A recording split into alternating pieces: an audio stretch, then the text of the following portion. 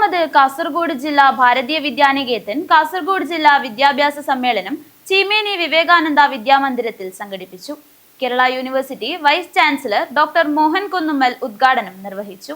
ഭാരതീയ വിദ്യാനികേതൻ കാസർഗോഡ് ജില്ലാ വിദ്യാഭ്യാസ സമ്മേളനം ചീമേനി വിവേകാനന്ദ വിദ്യാമന്ദിരത്തിൽ സംഘടിപ്പിച്ചു. Kerala university vice chancellor doctor Mohan Kunnummal ഉദ്ഘാടനം ചെയ്തു.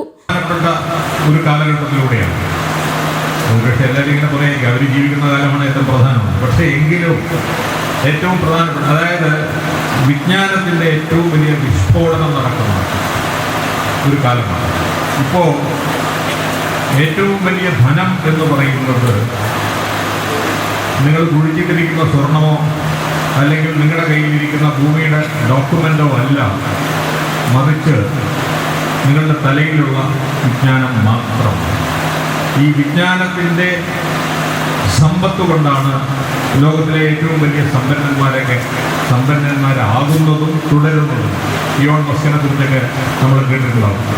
അദ്ദേഹത്തിൻ്റെ അച്ഛൻ അദ്ദേഹത്തിന് സ്വർണ്ണമൊന്നും കൊടുത്തിട്ടില്ല, മറിച്ച് അദ്ദേഹം ആർജിച്ച വിജ്ഞാനം കൊണ്ടാണ് ഇന്ന് ലോകത്തിലെ ഏറ്റവും ധനികനായത്. ഭാരതീയ വിദ്യാനികേതൻ കാസർഗോഡ് ജില്ലാ പ്രസിഡന്റ് ശിവശങ്കരൻ കെ അധ്യക്ഷത വഹിച്ചു.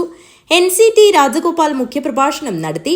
സംഘചാലക് കെ ദാമോദരൻ, ആർക്കിടെക്ട്, സംസ്ഥാന സെക്രട്ടറി R രാധാകൃഷ്ണൻ, വിദ്യാലയ സമിതി പ്രസിഡന്റ് സജീഷ് ചീമേനി എന്നിവർ സംസാരിച്ചു.